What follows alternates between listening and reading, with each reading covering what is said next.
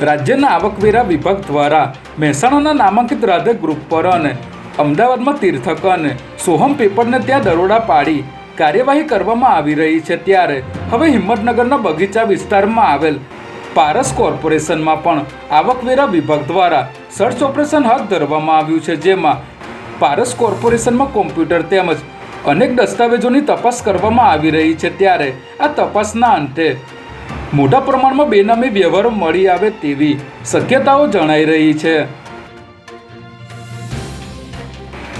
મહારાષ્ટ્રથી અમદાવાદ આવેલા એક ડોક્ટર ગઈકાલે મોડી રાત્રે ગીતા મંદિર બસ સ્ટેન્ડ પર આવ્યા હતા અને સેલામાં રહેતા તેમના મિત્રના ઘરનું લોકેશન મોબાઈલમાં ચેક કરી રહ્યા હતા. તે સમયે એક ટુ વ્હીલર પર બે અજાણ્યા યુવકો તેમની નજીક આવ્યા હતા અને તેમનો એપલનો 1 લાખની કિંમતનો મોબાઈલ ફોન ઝૂંટવીને ફરાર થઈ ગયા હતા, ત્યારે આ અંગે કાગડાપીઠ પોલીસે ગુનો નોંધી આરોપીઓને ઝડપી લેવા ચક્રો ગતિમાન કર્યા છે. ગોધરાની લેબર કોર્ટમાં ડાયસ પર ચડી જજને લાંચ આપવાનો પ્રયાસ કરનાર આરોપીને એસીબીના હવાલે કરવામાં આવ્યો છે.